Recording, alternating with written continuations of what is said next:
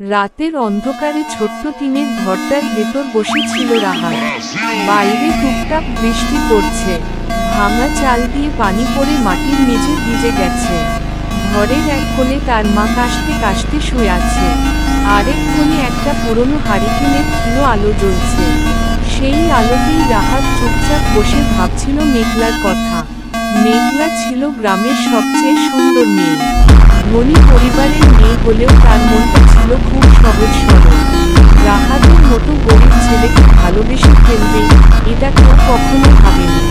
কিন্তু ভালোবাসা তো টাকা দেখে আসে না। প্রথম দেখা হয়েছিল নদীর ঘাটে। রাহাত তখন দিনমজুরের কাজ শেষে নদীর পানি দিয়ে মুখ ধুচ্ছে।